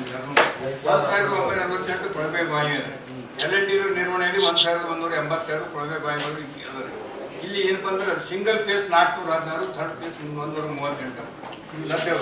ಈ ಸದ್ಯ ನಾವು 796 ಕೊಳವೆ ಬಾವಿಗಳಿಗೆ ಇಲ್ಲ ಪೂರ ಎಂಟೈರ್ ಹೇಳೋದು ಇದು ಅದಕ್ಕೆ ಫ್ಲಶಿಂಗ್ ಮಾಡಿದ್ರೆ ಒಂದು ಮೋಟರ್ ಕುಂದಿರಿಸಿ ಪೈಪ್ಲೈನ್ ಮಾಡಿದ್ರೆ ನೀರಿನ ಸಮಸ್ಯೆ ಸಾಕು ಗಮನ ಆಗ್ತದೆ. ತೊಂದರೆ ಆಗಂಗಿಲ್ಲ. ಸ್ವಲ್ಪ ಬ್ಯಾಸಿಗೆ ಬರ್ಕೊಂಡು ನೀರಿನ ಸಮಸ್ಯೆ. ಇದ್ರಾಗ ಏನು ಬಂದು ಭೀಮಾರಿಂಜಿ ಬ್ರಿಡ್ಜ್ ಏನು ಒಳಗೆ ನಮ್ಮ ಬ್ಯಾರೇಜ್ ಅದ, ಅದು ಹೋಗಿ ನೀರು ಗ್ಯಾರಂಟಿ ಕಲಿತದೆ. ಅದು ಕೆಳಗೆ ಕೊಡ್ಬೇಕು. ಕೆಳಗೆ ಕೊಡ್ಬೇಕಾದ್ರೆ ಅದಕ್ಕೆ ಬಜೆಟ್ ಕೊಟ್ಟು ಡೈವರ್ಟ್ ಮಾಡಿ ಕೆಳಗೆ ಹಾಕ್ಬೇಕು. ಅದನ್ನು ಸ್ವಲ್ಪ ಕೊಟ್ಟಿದ್ದೀರಿ, ಇನ್ನು ಮುಂದೆ ಕೊಡ್ಬೇಕಾಗ್ತದೆ. ಬೇಸಿಗೆ ಕಾಲದ ಪ್ರತಿ ವಾರಿಗೆ ಒಂದು ವಾರ್ಡಿಗೆ ಇದು ಪರಿಸ್ಥಿತಿ ಭಾಳ ಗಂಭೀರ ಇರ್ತದೆ. ಒಂದು ವಿಶೇಷ ಅನುದಾನ ಸ್ಪೆಷಲ್ ಆಗಿ ಕೊಡ್ಬೇಕಂತ ನಿಮ್ಮಲ್ಲಿ ಕಳಕಳಿಂದ ಕೇಳ್ಕೊಡ್ತೀನಿ. ಇಲ್ಲಿ ಏನು ಬೇಕು ನಮಗೆ ಏನು 47 MLD ರೀತಿ ಅದ, ಅದನ್ನು ಯಾವ ರೀತಿ ನೀರಲ್ಲಿ ಭೀಮಾ ನದಿಗೆ ಒಳ್ಳೆ ಶುದ್ಧ ನೀರು ಬರಬೇಕಂದ್ರೆ ಅಪಕ್ಷಣ ಪ್ರಾಜೆಕ್ಟ್ ಇಂಡಿ ಬ್ರಾಂಚ್ ಕೆನಾಲ್ನಿಂದ ಡೈರೆಕ್ಟ್ ಆಗಿ ನಾರಾಯಣಪುರ ಕಾಲುವೆ. ಹೈದರಾಬಾದ್ ಕರ್ನಾಟಕ ಶಿಕ್ಷಣ ಸಂಸ್ಥೆಯ ಎಸ್ ನಿಜಲಿಂಗಪ್ಪ ದಂತ ಮಹಾವಿದ್ಯಾಲಯದಲ್ಲಿ ಇಂದು ಒಂದು ದಿನದ ಪುನಶ್ಚೇತನ ಕಾರ್ಯಾಗಾರ ಜರುಗಿತು. ಹೈದರಾಬಾದ್ ಕರ್ನಾಟಕ ಶಿಕ್ಷಣ ಸಂಸ್ಥೆಯ 12 ಅಂಶಗಳ ಕೋಶದ ವತಿಯಿಂದ ಒಂದು ದಿನದ ಸಿಬ್ಬಂದಿ ಪುನಶ್ಚೇತನ ಶಿಬಿರ new methodology of NAAC binary accreditation system ಎಂಬ ವಿಷಯದ ಮೇಲೆ ಜರುಗಿತು. ಈ ಕಾರ್ಯಾಗಾರದ ಉದ್ಘಾಟನೆಯನ್ನು ನ್ಯಾಕ್ UGC ಕಮಿಟಿ ಪುಣೆಯ ಸದಸ್ಯರು ಹಾಗೂ ಶಿಕ್ಷಣ ತಜ್ಞರಾದ ಡಾಕ್ಟರ್ NS ಧರ್ಮಾಧಿಕಾರಿ ನೆರವೇರಿಸಿದರು. ಈ ಕಾರ್ಯಕ್ರಮದ ಅಧ್ಯಕ್ಷತೆಯನ್ನು ಕಾಲೇಜಿನ ಸಂಚಾಲಕರು ಹಾಗೂ ಆಡಳಿತ ಮಂಡಳಿಯ ಸದಸ್ಯರಾದ ಡಾಕ್ಟರ್ ಅನಿಲ್ ಕುಮಾರ್ ಪಟ್ಟಣ್ ವಹಿಸಿದ್ದರು. ಮುಖ್ಯ ಅತಿಥಿಗಳಾಗಿ IQAC ಕೋಆರ್ಡಿನೇಟರ್ ಕರ್ನಾಟಕ ಕಾಲೇಜು ಬೀದರ್ನ ಡಾಕ್ಟರ್ ರಾಜಮೋಹನ್ ಪರದೇಶಿ ಆಗಮಿಸಿದ್ದರು. ಈ ಸಂದರ್ಭದಲ್ಲಿ 12 ಅಂಶಗಳ ಯೋಜನಾ ಅಧಿಕಾರಿ ಡಾಕ್ಟರ್ ಉಮಾ ರೇವೂರ್, ಕಾಲೇಜಿನ ಪ್ರಾಚಾರ್ಯರಾದ ಡಾಕ್ಟರ್ ಜಯಶ್ರೀ ಮುದ್ದಾ, ಉಪ ಪ್ರಾಚಾರ್ಯರಾದ ಡಾಕ್ಟರ್ ವೀರೇಂದ್ರ ಪಾಟೀಲ್, ಡಾಕ್ಟರ್ ಪ್ರಶಾಂತ್ ಕುಮಾರ್ ಉಪಸ್ಥಿತರಿದ್ದರು. Hyderabad Karnataka Education Society. All are having dynamic nature, all are having team spirit, and everything will be in success for NAC. One more thing I want to tell, that I am from mathematics field, so I may tell one example of mathematics. You have learnt in the school also a plus b bracket square. That a plus b bracket square, you know, if suppose two persons are there, A is working very hard, A square it is the output, B is working very hard, B square is the output, total will be A square plus B square. Instead of that, if A plus B they come together and if they work, then A plus B bracket square if you find, that will be A square plus B square again plus additional 2AB. So this A plus B together, that is team spirit, that gives additional 2AB part, and that I have seen in this HKE society. I express best wishes to you all. Thank you. Close associates are my classmates as well as my colleagues. It feels a proud privilege to be present before you on this auspicious occasion of NAC.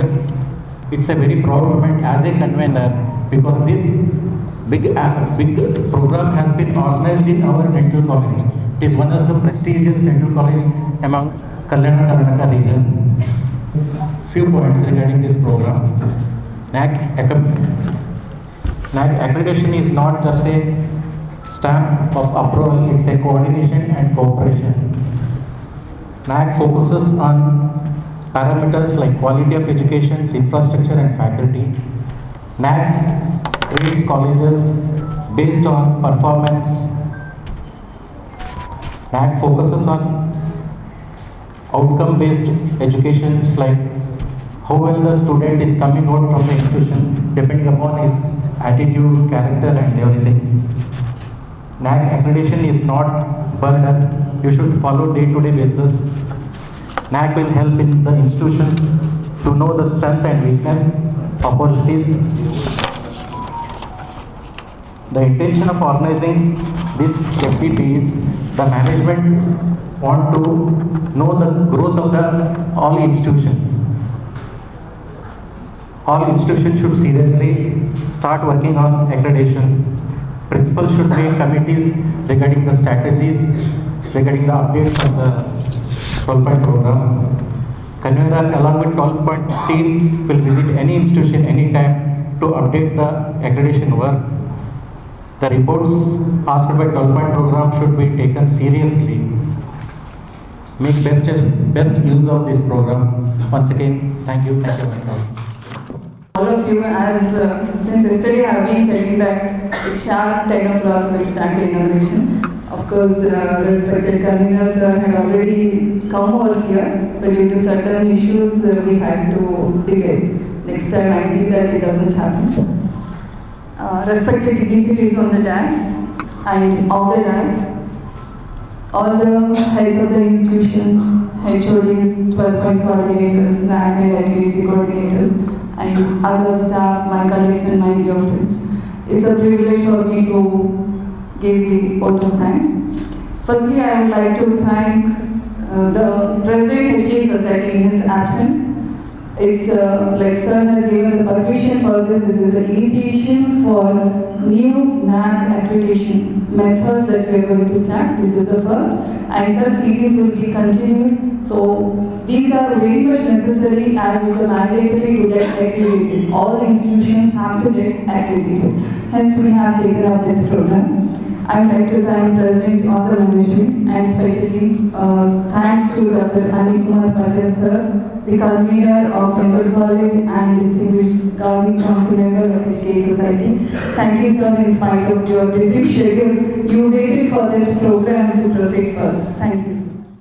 ಮಾನವ ಬಂಧುತ್ವ ವೇದಿಕೆ ಜಿಲ್ಲಾ ಘಟಕ ಕಲಬುರಗಿಯ ವತಿಯಿಂದ ಇಂದು ಕಲಬುರಗಿ ನಗರದ ಆದರ್ಶ ನಗರದಲ್ಲಿ ಇರುವ Karnataka public ಶಾಲೆಯಲ್ಲಿ ಅಕ್ಷರದವ್ವ ದೇಶದ ಮೊದಲ ಮಹಿಳಾ ಶಿಕ್ಷಕಿ ಮಾತೆ ಸಾವಿತ್ರಿಬಾಯಿ ಫುಲೆರವರ 194ನೆಯ ಜಯಂತಿಯನ್ನ ಆಚರಣೆ ಮಾಡಲಾಯಿತು.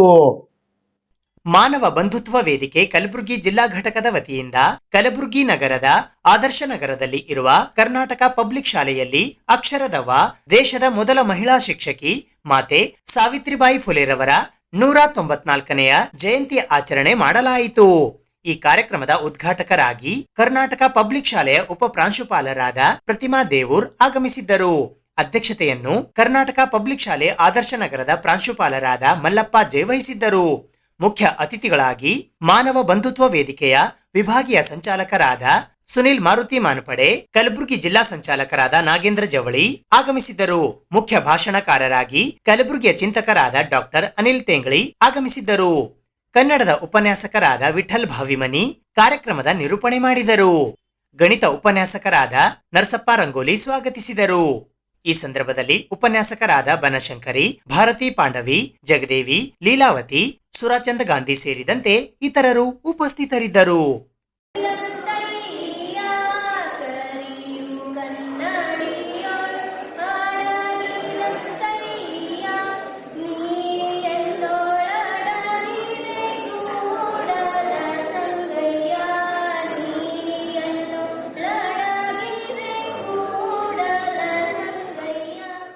ಇವತ್ತು ನಾವು ತಮ್ಮ ಕಾಲೇಜಿನಲ್ಲಿ ಸಾವಿತ್ರಿಬಾಯಿ ಫುಲೆ ಅವರು, ನಾವು ತಾಯಿ ಅಂತೀವಿ, ಅಕ್ಷರದ ತಾತೆ ಅಂತೀವಿ, ಅವ್ವ ಅಂತೀವಿ, ಅಕ್ಷರದ ಅವ್ವ ಅಂತೀವಿ.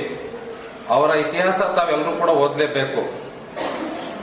ಈ ನೆಲದಲ್ಲಿ ಬಹಳಷ್ಟು ಜನ ಸಮಾಜ ಸುಧಾರಕರು ಬಂದಿದ್ದಕ್ಕಾಗಿ ನಾವು ಈ ವೇದಿಕೆಗಳನ್ನ, ಈ ಶಾಲೆಗಳನ್ನ ಎಲ್ಲರೂ ಕೂಡ ಕುಂತಿ ಕಲಿತಕ್ಕಂಥ ವಾತಾವರಣ ನಿರ್ಮಾಣ ಆಗಿದೆ ಅಂತ ಅನ್ನೋದು ಇತಿಹಾಸನ ಕೂಡ ತಾವು ಓದಬೇಕಾಗಿದೆ. ಆ ನಿಟ್ಟಿನಲ್ಲಿ ಇವತ್ತು ಸಾವಿತ್ರಿಬಾಯಿ ಫುಲೆ ಅವರ 194ನೇ ಜಯಂತ್ಯೋತ್ಸವ ನಾವು ಮಾನವ ಬಂಧುತ್ವ ವೇದಿಕೆಯಲ್ಲಿಂದ ತಮ್ಮ ಕಾಲೇಜಿನಲ್ಲಿ ಮಾಡ್ತಾ ಇದ್ದೀವಿ. ನಿನ್ನೆ ಪ್ರಿನ್ಸಿಪಾಲ್ ಸಾಹೇಬ್ರಿಗೆ ನಾವು ರಿಕ್ವೆಸ್ಟ್ ಮಾಡ್ಕೊಂಡ್ವಿ, ಸರ್ ನಮ್ಗೊಂದು ಅವಕಾಶ ಮಾಡಿಕೊಡಿ, ನಾವು ಕಾರ್ಯಕ್ರಮ ತಮ್ಮ ಕಾಲೇಜಲ್ಲಿ ಮಾಡ್ತೀವಿ ಅಂದಾಗ ಅವರು ಸದಾಕಾಲ ನಮಗೆ ಹೆಲ್ಪ್ ಮಾಡಿದ್ದಾರೆ. ನಾನು 2004-05 ಈ ಕಾಲೇಜಿನ ವಿದ್ಯಾರ್ಥಿ ಇದ್ದಂಗ್ರಿ. ಯಾಕಂದ್ರೆ ಆ ಕಾಲೇಜ್ ಆ ಟೈಮ್ನಿಂದ ಕೂಡ ನಾವು ವಿದ್ಯಾರ್ಥಿ ಸಂಘಟನೆ ಲೀಡರ್ ಇದ್ದಾಗ ನಾನು ಪ್ರತಿ ವರ್ಷದಲ್ಲಿ ಒಂದು 3 ಕಾರ್ಯಕ್ರಮ, ಈ ವೈಚಾರಿಕ ಕಾರ್ಯಕ್ರಮ, ಅರಿವು ಕಾರ್ಯಕ್ರಮ, ಮೂಢನಂಬಿಕೆಗಳ ಅರಿವು ಕಾರ್ಯಕ್ರಮಗಳನ್ನು ನಾವು ನಿರಂತರ ಮಾಡ್ಕೊತ ಬಂದಿದ್ದೀವಿ. ಹಾಗಾಗಿ ಇದೊಂದು ನಮ್ಗೆ ವಿದ್ಯಾರ್ಥಿಗಳಾಗಿ ನಮಗೆ ಬೆಳಿಲಿಕ್ಕೆ ಒಂದು ವೇದಿಕೆ ಕೊಟ್ಟಂತ ಕಾಲೇಜ್ ಅಂತೇಳಿ ನಾನು ಹೆಮ್ಮೆಯಿಂದ ಹೇಳ್ಕೊಳಕ್ ಬಯಸ್ತೇನೆ. ಇವತ್ತಿನ ದಿವಸ ನಾವು ಸಾವಿತ್ರಿಬಾಯಿ ಫುಲೆ ಅವರ ಕಾರ್ಯಕ್ರಮ ಮಾನವ ಬಂಧುತ್ವ ವೇದಿಕೆಯಿಂದ ಪ್ರತಿ ವರ್ಷನೂ ಕೂಡ ಪ್ರತಿ ಜಿಲ್ಲೆಯಲ್ಲಿ ಪ್ರತಿ ಗ್ರಾಮದಲ್ಲೂ ಕೂಡ ಮಾಡ್ತೀವಿ. ಯಾಕೆ ಮಾಡ್ತಾ ಇದೀವಿ ಅಂತಂದ್ರೆ ಬಹಳಷ್ಟು ಜನರಿಗೆ ಇತಿಹಾಸ ಗೊತ್ತಿಲ್ಲ. ನಾವು ಅಕ್ಷರ ಜ್ಞಾನ ಹೆಂಗ್ ಬಂತು, ನಮ್ಮ ಕಲಿಕೆಯಲ್ಲಿ ಶುರು ಆಯ್ತು ಅಂತೇಳಿ.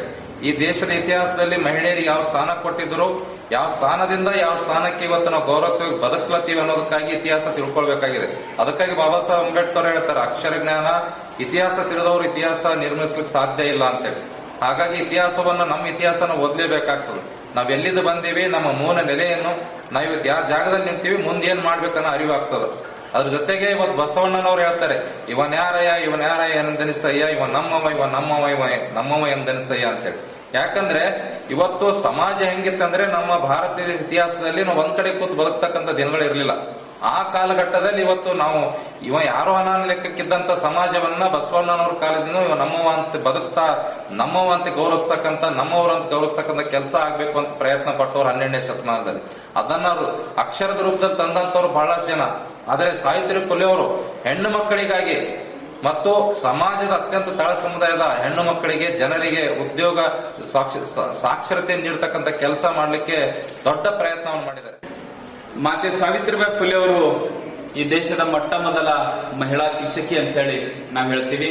ಅದ್ರ ಜೊತೆಯಲ್ಲಿ ಅವರೊಬ್ಬ ಮಹಿಳಾ ಸಮಾಜ ಸುಧಾರಕಿನೂ ಕೂಡ ಆಗಿದ್ರು, ಒಬ್ಬ ಲೇಖಕಿನೂ ಕೂಡ ಆಗಿದ್ರು, ಮತ್ತೆ ಅವರೊಬ್ಬ ದೊಡ್ಡ ಚಿಂತಕಿಯಾಗನು ಕೂಡ ಈ ದೇಶಕ್ಕೆ ಬಹಳಷ್ಟು ದೊಡ್ಡ ಕೊಡುಗೆಯನ್ನು ಕೊಟ್ಟಿದ್ದಾರೆ. ಮಾತೆ ಸಾವಿತ್ರಿಬಾಯಿ ಫುಲೆ ಅವರ ಈ ದೇಶಕ್ಕೆ ಕೊಡುಗೆ ಬಹಳಷ್ಟಿದೆ.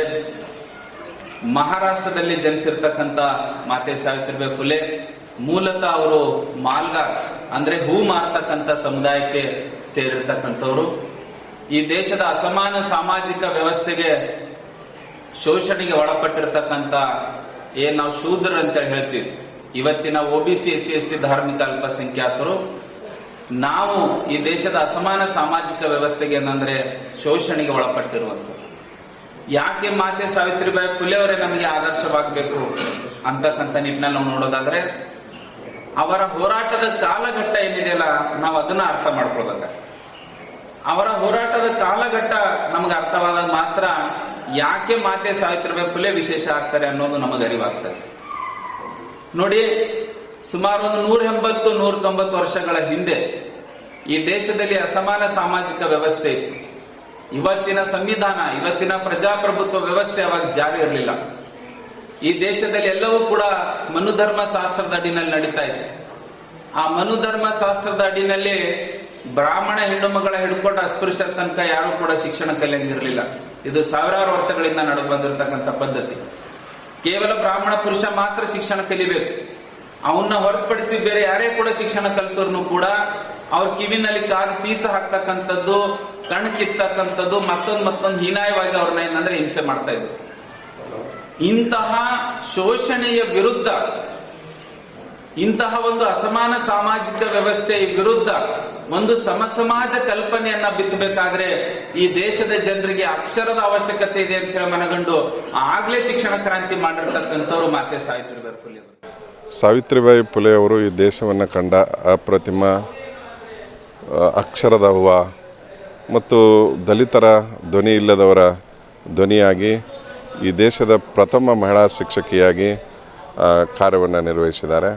ಇವರ ಸೇವೆಯನ್ನು ಮೆಚ್ಚಿ ಬ್ರಿಟಿಷ್ನ ಸರ್ಕಾರದವರು ಇವರಿಗೆ ಇಂಡಿಯಾಸ್ ಫಸ್ಟ್ ಲೇಡಿ ಟೀಚರ್ ಅನ್ನುವಂಥ ಒಂದು ಪ್ರಶಸ್ತಿಯನ್ನು ಕೂಡ ಕೊಟ್ಟು ಗೌರವಿಸಿತು. ಸಾವಿತ್ರಿಬಾಯಿ ಫುಲೆ ಅವರು ಮಹಾರಾಷ್ಟ್ರದ ಸತಾರ್ ಜಿಲ್ಲೆಯ ನೈಗಾಂವ್ ಗ್ರಾಮದಲ್ಲಿ ಜನಿಸಿ ಅವರು ಬಾಲ್ಯ ವಿವಾಹಕ್ಕೆ ಒಳಗಾಗ್ತಾರೆ. ಅವರಿಗೆ 5 ವರ್ಷ ವಯಸ್ಸಿದ್ದಾಗ ಅವರ ಪತಿ ಜ್ಯೋತಿಬಾ ಫುಲೆ ಅವರಿಗೆ 13 ವರ್ಷ ವಯಸ್ಸಿರ್ತದೆ. ಅಂಥ ಸಣ್ಣ ವಯಸ್ಸಿನಲ್ಲೇ ಅವರು ಮದುವೆ ಮಾಡಿಕೊಳ್ಳುತ್ತಾರೆ. ಮುಂದೆ ಮೇಲ್ವರ್ಗದವರಿಂದ ಅವರು ತುಳಿತಕ್ಕೆ ಒಳಗಾಗ್ತಾರೆ. ಮೇಲ್ವರ್ಗದವರಿಂದ ಹೀಯಾಳಿಕೆ ಒಳಗಾಗಿದ್ದರಿಂದ ಅವರು ಮಹಿಳೆಯರಿಗೆ ಶಿಕ್ಷಣ ಕೊಡಬೇಕನ್ನುವಂಥ ಏಕೈಕ ಉದ್ದೇಶದಿಂದ ತಮ್ಮ 17ನೇ ವಯಸ್ಸಿನಲ್ಲಿಯೇ ಅವರು ಮಹಿಳಾ ಶಿಕ್ಷಕಿಯಾಗಿ ಕೆಲಸವನ್ನು ನಿರ್ವಹಿಸ್ತಾರೆ. 1948ರಲ್ಲಿ ಪ್ರಥಮ ಮಹಿಳಾ ಶಿಕ್ಷಕಿಯರಿಗಾಗಿ ಮಹಿಳೆಯರಿಗಾಗಿ ಒಂದು ಶಾಲೆಯನ್ನು ತೆರೀತಾರೆ. ಅವರು ಮಹಿಳಾ ಶಿಕ್ಷಕಿಯಾಗಿ ಕೆಲಸ ನಿರ್ವಹಿಸುವಂಥ ಸಂದರ್ಭದಲ್ಲಿ ಸಮಾಜದ ಕಡೆಯಿಂದ ಅನೇಕ ವಿರೋಧಗಳನ್ನು ಅವರು ಅನುಸರಿಸಬೇಕಾಗ್ತದೆ. ಅವರಿಗೆ ಶಿಕ್ಷಕಿಯಾಗಿ ಶಾಲೆಗೆ ಪಾಠ ಮಾಡಲು ಹೋಗಬೇಕಾದ್ರೆ ಅಲ್ಲಿ ಮಾರ್ಗ ಮಧ್ಯದಲ್ಲಿ ಅನೇಕ ದುಷ್ಕೃತ್ಯಗಳು ನಡೀತವೆ. ಅವರಿಗೆ ಸಗಣಿಯಿಂದ ಪ್ರಹಾರ ನಡೀತದೆ. ಜ್ಯೋತಿಬಾ ಫುಲೆ ಅವರಿಗೆ ಹೋಗಿ ಹೇಳ್ತಾರೆ. ಅವರು ಹೇಳಿದಾಗ ಸಾವಿತ್ರಿ ಅದಕ್ಕೆ ನೀನು ಅಂಜಬೇಡ, ಅದಕ್ಕಾಗಿ ನೀನು ಶಾಲೆಯಲ್ಲಿ ಬದಲಾಯಿಸ್ಕೊಳ್ಳೋಕ್ಕೆ ಮತ್ತೊಂದು ಸೀರೆಯನ್ನು ತೆಗೆದುಕೊಂಡು ಹೋಗಂದಾಗ ಅವಳು ಶಾಲೆಗೆ ಹೋಗುವಾಗ ಮತ್ತೊಂದು ಸೀರೆಯನ್ನು ಬ್ಯಾಗ್ನಲ್ಲಿ ಇಟ್ಕೊಂಡು ಹೋಗಿ ಅದು ಕಲುಷಿತಗೊಳಿಸಿದಂಥ ಸೀರೆಯನ್ನು ಕಳಚಿ ಹೊಸ ಸೀರೆಯನ್ನು ಹಾಕ್ಕೊಂಡು ಪಾಠ ಮಾಡ್ತಾಯಿದ್ರು. ಜನವರಿ 5ರಂದು ಕಲಬುರಗಿ ನಗರದ ಹೊಸ ಜೇವರ್ಗಿ ರಸ್ತೆಯ ಖಮಿತ್ಕರ್ ಭವನದಲ್ಲಿ ಫಿಸಿಕ್ಸ್ ವಾಲಾ ಸಂಸ್ಥೆ ಕಲಬುರಗಿಯ ವತಿಯಿಂದ ವಿದ್ಯಾರ್ಥಿಗಳಿಗಾಗಿ ಶೈಕ್ಷಣಿಕ ಮಾರ್ಗದರ್ಶನ ಕಾರ್ಯಕ್ರಮ ಹಮ್ಮಿಕೊಳ್ಳಲಾಗಿದೆ. ಭಾರತದ ಪ್ರತಿಷ್ಠಿತ ವಿದ್ಯಾಸಂಸ್ಥೆಗಳಲ್ಲಿ ಒಂದಾದ ಫಿಸಿಕ್ಸ್ ವಾಲಾ ಸಂಸ್ಥೆಯು ಕಳೆದ ಹಲವಾರು ವರ್ಷಗಳಿಂದ ಕೆಸಿಟಿ, ಜೆಡಬ್ಲ್ಇ ಮತ್ತು ನೀಟ್ ಪರೀಕ್ಷೆಗಳ ತರಬೇತಿಯನ್ನು ನೀಡುತ್ತಾ ಬಂದಿದ್ದು ಅತ್ಯುತ್ತಮ ಫಲಿತಾಂಶವನ್ನು ಕೂಡ ನೀಡುತ್ತಾ ಬಂದಿದೆ. ಇದೀಗ ಈ ಸಂಸ್ಥೆಯ ತರಬೇತಿ ಕೇಂದ್ರದ ಶಾಖೆಯನ್ನು ಕಲಬುರಗಿಯಲ್ಲಿ ಪ್ರಾರಂಭಿಸಿದ್ದು, ಈ ಕೇಂದ್ರದ ವತಿಯಿಂದ ಇದೇ ಜನವರಿ 5ನೇ ತಾರೀಖಿನಂದು ಖಮಿತ್ಕರ್ ಭವನದಲ್ಲಿ ವಿದ್ಯಾರ್ಥಿಗಳಿಗಾಗಿ ಶೈಕ್ಷಣಿಕ ಮಾರ್ಗದರ್ಶನ ಕಾರ್ಯಕ್ರಮವನ್ನು ಹಮ್ಮಿಕೊಂಡಿದ್ದು, ಈ ಕಾರ್ಯಕ್ರಮವು ಬೆಳಗ್ಗೆ 11ಕ್ಕೆ ಪ್ರಾರಂಭವಾಗಲಿದ್ದು, ಮುಖ್ಯ ಅತಿಥಿಗಳಾಗಿ ಕಲಬುರಗಿ ಜಿಲ್ಲಾಧಿಕಾರಿಗಳಾದ ಬಿ ಫೌಜಿಯಾ ತರನ್ನುಂ ಅವರು ಆಗಮಿಸಲಿದ್ದಾರೆ. ಹಾಗೂ ಫಿಸಿಕ್ಸ್ ವಾಲಾ ಶಿಕ್ಷಕರಾದ ಹರ್ಷ ಸರ್, ನ್ಯಾನ್ಸಿ ಮೇಡಂ ವಿದ್ಯಾರ್ಥಿಗಳಿಗೆ ಮಾರ್ಗದರ್ಶನ ನೀಡಲಿದ್ದಾರೆ ಎಂದು ಕಲಬುರಗಿ ಶಾಖೆಯ ಮುಖ್ಯಸ್ಥರಾದ ಆನಂದ್ ಶೇರ್ಕಾರ್ ಅವರು ತಿಳಿಸಿದ್ದಾರೆ. ನಮ್ಮ ಭಾಗದ ಪ್ರೌಢಶಾಲೆಯ ವಿದ್ಯಾರ್ಥಿಗಳು ಮತ್ತು ಪದವಿ ಪೂರ್ವ ವಿದ್ಯಾರ್ಥಿಗಳು ಇದರ ಪ್ರಯೋಜನವನ್ನ ತೆಗೆದುಕೊಳ್ಳಬೇಕು ಎಂದು ಕಲಬುರಗಿಯ ಚಂದ್ರಕಾಂತ್ ಬಳೂರ್ಗಿ ವಿನಂತಿಸಿದ್ದಾರೆ. ಪಿಡಬ್ಲ್ಯೂ ಪ್ರಧಾನ ಕಚೇರಿಯಿಂದ ಅಜಯ್ ಹಾಗೂ ಬಾದಲ್ ಸಿಂಗ್ ಈ ಪತ್ರಿಕಾಗೋಷ್ಠಿಯಲ್ಲಿ ಭಾಗವಹಿಸಿದ್ದರು. ಫಿಸಿಕ್ಸ್ ವಾಲಾ ಅಲಕ್ ಪಾಂಡೆ ಅವರು ಸ್ಟಾರ್ಟ್ ಮಾಡಿರೋ ಸಂಸ್ಥೆ. ಇಲ್ಲಿವರೆಗೂ ನೀಟ್ ಮತ್ತು JEE ಕೋಚಿಂಗನ್ನು ವೆರಿ ಅಫೋರ್ಡೆಬಲ್ ಪ್ರೈಸಸಲ್ಲಿ ಕೊಡ್ತಾ ಇದ್ದಾರೆ. ಇದರಿಂದ ಲಕ್ಷಾಂತರ ಸ್ಟೂಡೆಂಟ್ಸ್ ಏನು all over India benefit ತೊಗೊಂಡಿದ್ದಾರೆ.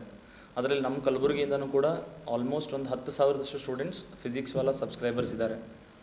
So ಭಾಳಷ್ಟು ಜನ ಸ್ಟೂಡೆಂಟ್ಸಿಂದ ರಿಕ್ವೆಸ್ಟ್ ಇತ್ತು ಕಲಬುರಗಿಯಲ್ಲಿ ಫಿಸಿಕ್ಸ್ ವಾಲಾ ಸೆಂಟರ್ ಓಪನ್ ಆಗಬೇಕು ಅನ್ನೋದು. ಸೊ ಆ ರಿಕ್ವೆಸ್ಟ್ ಮೇರೆಗೆ ನಾವು ಫಿಸಿಕ್ಸ್ ವಾಲಾ ಫ್ರಾಂಚೈಸಿ ಅವ್ರಿಗೆ ಕಾಂಟ್ಯಾಕ್ಟ್ ಮಾಡಿ ಒಂದು 3-4 ಮಂತ್ಸ್ ಡಿಸ್ಕಷನ್ಸ್ ಎಲ್ಲ ಆದಮೇಲೆ ಫಿಸಿಕ್ಸ್ ವಾಲಾ ಸೆಂಟರ್ನ ಓಪನ್ ಮಾಡ್ತಾಯಿದ್ದೀವಿ. ಇಲ್ಲಿ ಬೇಸಿಕಲಿ ಏನು ಅಂದರೆ ನಾವು PUC ಓದ್ತಾ ಇರೋ ಸ್ಟೂಡೆಂಟ್ಸಿಗೆ ನೀಟ್ ಮತ್ತು JEE ಮತ್ತು ಕರ್ನಾಟಕ CET ಕೋಚಿಂಗ್ ಕೊಡ್ತೀವಿ. ಆ್ಯಂಡ್ PUC ಯಾರು ಮುಗಿಸಿ ನೀಟ್ ಸಲುವಾಗಿ 1 ವರ್ಷ ಲಾಂಗ್ ಟರ್ಮ್ ಕೋಚಿಂಗ್ ಹೋಗ್ತಾರೆ, ಆ ಕೋಚಿಂಗ್ ಕೂಡ ಪ್ರೊವೈಡ್ ಮಾಡ್ತೀವಿ. ಈಗ ಆ ಸೆಂಟರ್ ಕಡೆಯಿಂದ ಜನವರಿ 5ನೇ ತಾರೀಕು ನಾವೊಂದು ಇವೆಂಟ್ ಮಾಡ್ತಾಯಿದ್ದೀವಿ.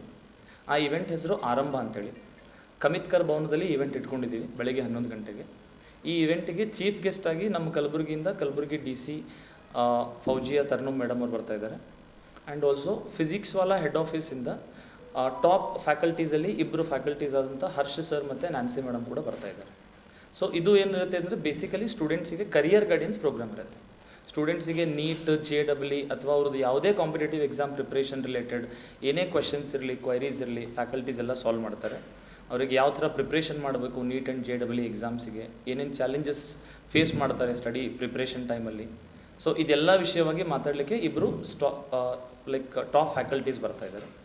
They are one of the top 20 faculties of India ಅಂತ ಹೇಳ್ಬೋದು. ಸೊ ಆ ಥರ ಫ್ಯಾಕಲ್ಟೀಸಿಂದ ಸ್ಟೂಡೆಂಟ್ಸಿಗೆ ಒಂದು ಗೈಡೆನ್ಸ್ ಸಿಗುತ್ತೆ. ಸ್ಟೂಡೆಂಟ್ಸ್ ಕೂಡ ಸ್ಟಡಿ ರಿಲೇಟೆಡ್ ಆಗಿ ಏನೇ ಕ್ವಶನ್ಸ್ ಇದ್ದರೂ ಆ ಫ್ಯಾಕಲ್ಟಿ ಜೊತೆ ಮಾತಾಡಿ. ವಾಗ್ದಾನ ಮರೆತ ಅಫ್ಜಲ್ಪುರ ಶಾಸಕರ ಮನೆಯ ಎದುರುಗಡೆ ಧರಣಿ ಸತ್ಯಾಗ್ರಹ ನಡೆಸಲಾಗುವುದು ಎಂದು ಜಯ ಕರ್ನಾಟಕ ಸಂಘಟನೆಯ ಅಧ್ಯಕ್ಷರಾದ ಮಲ್ಲಿಕಾರ್ಜುನ್ ಸಾರವಾಡ್ ಅವರು ಹೇಳಿದ್ದಾರೆ. ವಾಗ್ದಾನ ಮರೆತ ಅಫ್ಜಲ್ಪುರ ಶಾಸಕರ ಮನೆಯ ಎದುರುಗಡೆ ಧರಣಿ ಸತ್ಯಾಗ್ರಹ ನಡೆಸಲಾಗುವುದು ಎಂದು ಜಯ ಕರ್ನಾಟಕ ಸಂಘಟನೆಯ ವಿಭಾಗೀಯ ಅಧ್ಯಕ್ಷರು ಹಾಗೂ ಕಲಬುರಗಿ ಜಿಲ್ಲಾಧ್ಯಕ್ಷರಾದ ಮಲ್ಲಿಕಾರ್ಜುನ್ ಸಾರವಾಡ್ ಅವರು ಇಂದು ಕಲಬುರಗಿ ನಗರದ ಪತ್ರಿಕಾ ಭವನದಲ್ಲಿ ಜರುಗಿದ ಸುದ್ದಿಗೋಷ್ಠಿಯ ಮೂಲಕ ತಿಳಿಸಿದ್ದಾರೆ. ಈ ಸುದ್ದಿಗೋಷ್ಠಿಯಲ್ಲಿ ಫರ್ತಾಬಾದ್ ವಲಯ ಘಟಕದ ಪ್ರಧಾನ ಕಾರ್ಯದರ್ಶಿ ಡಾಕ್ಟರ್ ಶಿವಕುಮಾರ್ ಶರ್ಮಾ, ಫರ್ತಾಬಾದ್ ವಲಯ ಘಟಕದ ಅಧ್ಯಕ್ಷರಾದ ಅಣವೀರ್ BG ಮೇಘಾ, ಜಯ ಕರ್ನಾಟಕ ಅಧ್ಯಕ್ಷರಾದ S ಮಲ್ಲಿಕಾರ್ಜುನ್ ಸಾಮ್ರಾಟ್, ಜಯ ಕರ್ನಾಟಕ ಗ್ರಾಮ ಪ್ರಧಾನ ಕಾರ್ಯದರ್ಶಿ ಸಾಗರ್ ಅಂಗಡಿ, ಗೌರವ ಅಧ್ಯಕ್ಷರಾದ ಸಿದ್ದು S ತಳವಾರ್ ಸೇರಿದಂತೆ ಇತರರು ಉಪಸ್ಥಿತರಿದ್ದರು. ಗೋಷ್ಠಿ ಕರೆಯಲು ಕಾರಣವೇನೆಂದರೆ, ಏನು ಅಫ್ಜಲ್ಪುರ್ ಮತಕ್ಷೇತ್ರದಲ್ಲಿ ಬರ್ತಕ್ಕಂಥ ಕೆಲವು ಗ್ರಾಮಗಳಲ್ಲಿ ಅಂದರೆ 13 ಗ್ರಾಮ ಪಂಚಾಯತಿಗಳಿಗೆ ಡಾಕ್ಟರ್ BR ಅಂಬೇಡ್ಕರ್ ನಿವಾಸ ಯೋಜನೆ ಹಾಗೂ ಬಸವ ವಸತಿ ಯೋಜನೆ ಅಡಿ ಒಟ್ಟು 2200 ಮನೆಗಳನ್ನು ಅಂದರೆ 13 ಗ್ರಾಮ ಪಂಚಾಯತಿಗಳನ್ನು ಒಳಗೊಂಡಂತೆ ಒಂದು ಹೆಚ್ಚುವರಿಯಾಗಿ ಮನೆಗಳನ್ನು ಹಂಚಿಕೆ ಮಾಡಲು ಆದೇಶಿಸಿದರು. ಆದರೆ ಫರ್ತಾಬಾದ ಗ್ರಾಮ ಪಂಚಾಯತಿಗೆ 200 ಮನೆಗಳನ್ನು ಏನೋ ಬಂದಿತ್ತು, 200 ಮನೆಗಳನ್ನು ಬಂದಿತ್ತು. ಆದರೆ ಶಾಸಕರು ಏನು ಮಾಡ್ತಾರೆ ಗೊತ್ತಿಲ್ಲ, ಏನು ಮಾಡ್ದು ಅಂತ ಕೇಳಿದ್ರೆ ಬಂದಂಥ ಮನೆಗಳನ್ನು ಮಂಜೂರಾಗಿರುವಂಥ 200 ಮನೆಗಳನ್ನು ಅಲ್ಲಿಂದ ತೆಗೆದು ಬೇರೆ ಕಡೆ ಅಂದರೆ ಅಫ್ಜಲ್ಪುರ್ ತಾಲೂಕಿನ ಹತ್ನೂರು ಗ್ರಾಮಕ್ಕೆ ಮತ್ತು ಕಿರಾಣಗಿ ಗ್ರಾಮಕ್ಕೆ 100 ತಲಾ ಮನೆಗಳನ್ನು ಬೇರೆ ಕಡೆ ವರ್ಗಾವಣೆ ಮಾಡ್ತಾರೆ. ಯಾಕೆ ಮಾಡ್ತಾರೆ ಅಂತ ಕೇಳಿದ್ರೆ ಅಲ್ಲಿ ಜನಸಂಖ್ಯೆ ಇಲ್ಲ ಅಂತ ಹೇಳ್ತಾರೆ. ಸುಮಾರು 10,000 ಜನಸಂಖ್ಯೆ ಇರ್ತಕ್ಕಂಥ ಫರ್ತಾಬಾದ್ ಸರ್ಕಲ್ಗೆ ಅಲ್ಲಿ ಜನಸಂಖ್ಯೆ ಇಲ್ಲ, ಅದರ ಆಧಾರದ ಮೇಲೆ ನಾವು ಮನೆಗಳನ್ನು ಬೇರೆ ಕಡೆ ಹಾಕಿದ್ದೀವಿ ಅಂತಕ್ಕಂಥ ಮಾತನ್ನು ಒಂದು ಶಾಸಕರು ಹೇಳಿದ್ರು. ಅದಾದಮೇಲೆ ನಾವು ಅಲ್ಲಿನ ಗ್ರಾಮ ಪಂಚಾಯತಿ ಎದುರುಗಡೆ ಏನಪ್ಪ ಅಂದರೆ ಕಳೆದ ತಿಂಗಳು ಅಕ್ಟೋಬರ್ 20ನೇ ತಾರೀಕು ನಾವು ಧರಣಿಯನ್ನು ಅಲ್ಲಿ ನಾವು ಕೂತ್ಕೊಂಡಿದ್ವಿ.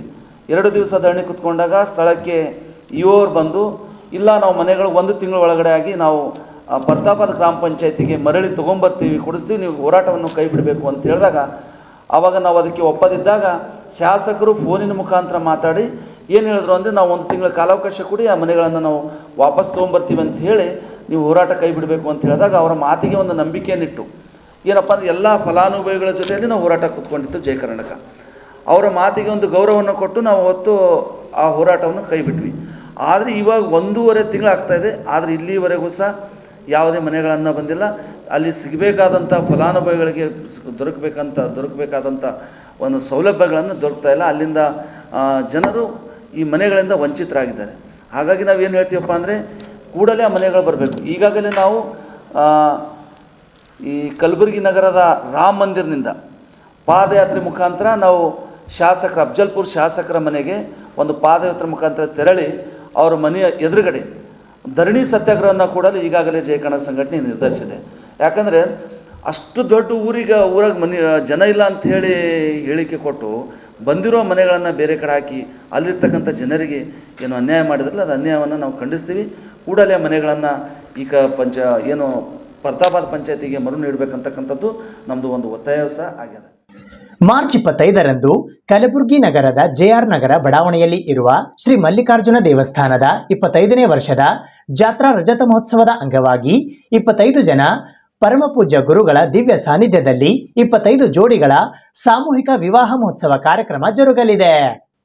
ಕಲಬುರಗಿ ನಗರದ GDA ಕಾಲೋನಿ, ಸುಬೇದಾರ್ ಲೇಔಟ್, ಕಾಳಿಕಾ ನಗರ, ಕೈಲಾಸ ನಗರ, ವಿಶ್ವರಾಧ್ಯ ಕಾಲೋನಿ, JR ನಗರದಲ್ಲಿ ಇರುವ ಶ್ರೀ ಮಲ್ಲಿಕಾರ್ಜುನ ದೇವಸ್ಥಾನ ಸಮಿತಿಯ ವತಿಯಿಂದ ಶ್ರೀ ಮಲ್ಲಿಕಾರ್ಜುನ ದೇವಸ್ಥಾನದ 25ನೇ ಜಾತ್ರಾ ರಜತ ಮಹೋತ್ಸವದ ಅಂಗವಾಗಿ ದಿನಾಂಕ 25 ಮಾರ್ಚ್ 2025ರಂದು 25 ಪರಮ ಪೂಜ್ಯ ಗುರುಗಳ ದಿವ್ಯ ಸಾನ್ನಿಧ್ಯದಲ್ಲಿ 25 ಜೋಡಿಯ ಸಾಮೂಹಿಕ ವಿವಾಹ ಮದುವೆ ಮಹೋತ್ಸವ ಬಹು ವಿಜೃಂಭಣೆಯಿಂದ ಜರುಗಲಿದೆ. ಈ ವಿವಾಹ ಕಾರ್ಯಕ್ರಮದಲ್ಲಿ ಮಾಂಗಲ್ಯ ಧಾರಣೆ ಮಾಡಿಕೊಳ್ಳುವವರು ವಧುವರರು ಅಧ್ಯಕ್ಷರ ಮೊಬೈಲ್ ಸಂಖ್ಯೆ 9448982087, ಉಪಾಧ್ಯಕ್ಷರ ಮೊಬೈಲ್ ಸಂಖ್ಯೆ 9019123722, ಕಾರ್ಯದರ್ಶಿಯ ಮೊಬೈಲ್ ಸಂಖ್ಯೆ 9964212666, ಮುಖ್ಯ ಕಾರ್ಯದರ್ಶಿಗಳ ಮೊಬೈಲ್ ಸಂಖ್ಯೆ 9972775527 ಮತ್ತು ಖಜಾಂಚಿಗಳ ಮೊಬೈಲ್ ಸಂಖ್ಯೆ 9902387760. ಈ ಫೋನ್ ನಂಬರ್ಗಳಿಗೆ ಸಂಪರ್ಕಿಸಬೇಕಾಗಿ ಇಂದು ಕಲಬುರಗಿ ನಗರದ ಪತ್ರಿಕಾ ಭವನದಲ್ಲಿ ಜರುಗಿದ ಸುದ್ದಿಗೋಷ್ಠಿಯ ಮೂಲಕ ಅಧ್ಯಕ್ಷರಾದ ಬಸವರಾಜ್ ಎಸ್ ಬೆಣ್ಣೆಸೂರ್ ಅವರು ಮನವಿ ಮಾಡಿದ್ದಾರೆ. ಈ ಸುದ್ದಿಗೋಷ್ಠಿಯಲ್ಲಿ ಉಪಾಧ್ಯಕ್ಷರಾದ ಪರಮೇಶ್ವರ್ ಹಳಿಜೋಳ, ಕಾರ್ಯದರ್ಶಿಗಳಾದ ಶರಣಗೌಡ ಪಾಟೀಲ್, ಸದಸ್ಯರುಗಳಾದ ಶಿವಲಿಂಗಯ್ಯ ಶಾಸ್ತ್ರಿ ಗರೂರ್, ಬಸವರಾಜ್ ಮಾಡ್ಯಾಳ್, ಮಾಳಪ್ಪ ಪೂಜಾರಿ, ವೀರಸಂಗಪ್ಪ ಬುಳ್ಳ ಹಾಗೂ ಈರಣ್ಣ ತಡಕಲ್ ಸೇರಿದಂತೆ ಇತರರು ಉಪಸ್ಥಿತರಿದ್ದರು. ವಿಶೇಷವಾಗಿ ಕಲಬುರಗಿ ಮಹಾನಗರದಲ್ಲಿರುವಂಥ JR ನಗರದ ಮಲ್ಲಿಕಾರ್ಜುನ ದೇವಸ್ಥಾನದ 25ನೇ ವರ್ಷದ ಜಾತ್ರಾ ಮಹೋತ್ಸವ, ವಿಶೇಷವಾಗಿ ರಜತ ಮಹೋತ್ಸವ ಕಾರ್ಯಕ್ರಮವನ್ನು ನಮ್ಮ ಮಲ್ಲಿಕಾರ್ಜುನ ದೇವಸ್ಥಾನ ಕಮಿಟಿಯ ಅಧ್ಯಕ್ಷರು, ಉಪಾಧ್ಯಕ್ಷರು, ಕಾರ್ಯದರ್ಶಿಗಳು, ಖಜಾಂಚಿಗಳು, ಸದಸ್ಯರು ಎಲ್ಲರೂ ಕೂಡಿಕೊಂಡು ಇವತ್ತು JR ನಗರದ ಮಲ್ಲಿಕಾರ್ಜುನ ದೇವಸ್ಥಾನದಲ್ಲಿ ಅನೇಕ ಬಡಾವಣೆಯ ಜನ ಆ ಮಲ್ಲಿಕಾರ್ಜುನ ದೇವಸ್ಥಾನಕ್ಕೆ ಅಭಿನವ ಶ್ರೀಶೈಲ ಅಂತ ತಿಳ್ಕೊಂಡು ಕರ್ಕೊಂಡು ಬರ್ತಾರೆ. ರಜತ ಮಹೋತ್ಸವದೊಳಗೆ ಏನಾದರೂ ವಿಶೇಷ ಕಾರ್ಯಕ್ರಮ ಮಾಡಬೇಕಂತ ತಿಳ್ಕೊಂಡು ಎಲ್ಲ ಕಮಿಟಿ ಹಿರಿಯರು ಕೂಡಿಕೊಂಡು ಸಾಮೂಹಿಕ ಮದುವೆಯನ್ನು ಮಾಡಬೇಕಂತ ತಿಳ್ಕೊಂಡು ನಿರ್ಧಾರ ಮಾಡಿದ್ದಾರೆ. ಆ ಸಾಮೂಹಿಕ ಮದುವೆ ಒಳಗೆ ತಮ್ಮ ಮುಖಾಂತರವಾಗಿ ಯಾರು ಬಡವರದಾರ, ಬಲ್ಲಿದರದಾರ, ದೀನರದಾರ, ದಲಿತರದಾರ, ಒಟ್ಟಾರೆ ನಮ್ಮ ಕಮಿಟಿ ಹಿರಿಯರು ಆ ಒಂದು ದೇವಸ್ಥಾನದೊಳಗೆ ಉಚಿತವಾಗಿ ಸಾಮೂಹಿಕ ಮದುವೆಯನ್ನು ಮಾಡಿಕೊಡ್ಬೇಕಂತ ತಿಳ್ಕೊಂಡು ನಿರ್ಧಾರ ಮಾಡಿದ್ದಾರೆ. ಆ ಕಾರ್ಯಕ್ರಮಕ್ಕೆ ತಾವೆಲ್ಲರೂ ಭಾಗಿಗಳಾಗಬೇಕಂತ ತಿಳ್ಕೊಂಡು ವಧುವರರಲ್ಲಿ ಈ ಮುಖಾಂತರವಾಗಿ ವಿನಂತಿ ಮಾಡ್ಕೊಳ್ತಾ ಇದ್ದೀವಿ.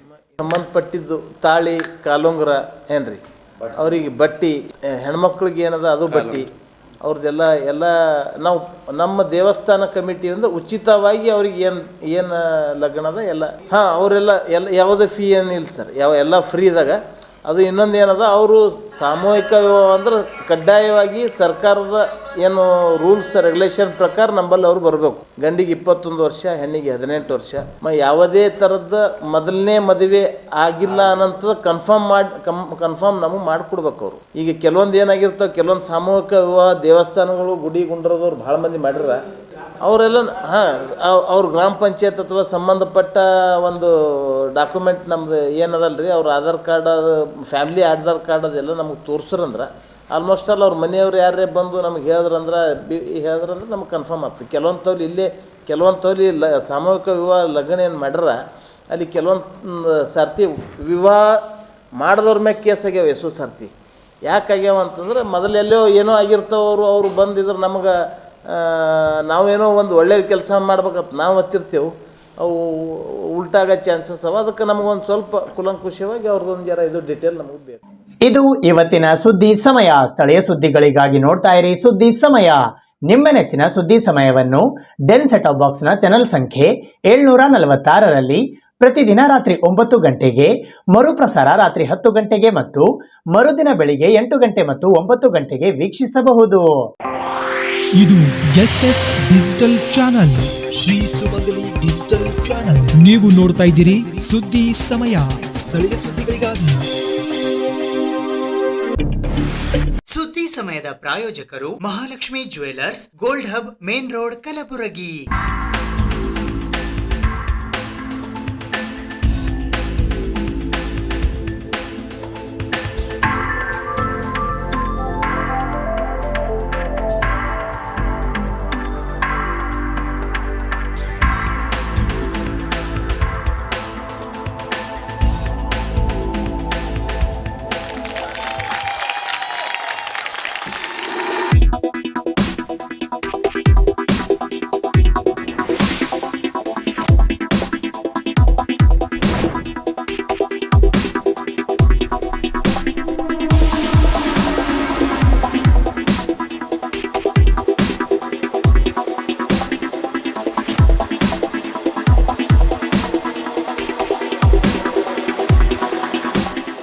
Mahalakshmi jewellers, gold hub, main road, Gulbarga.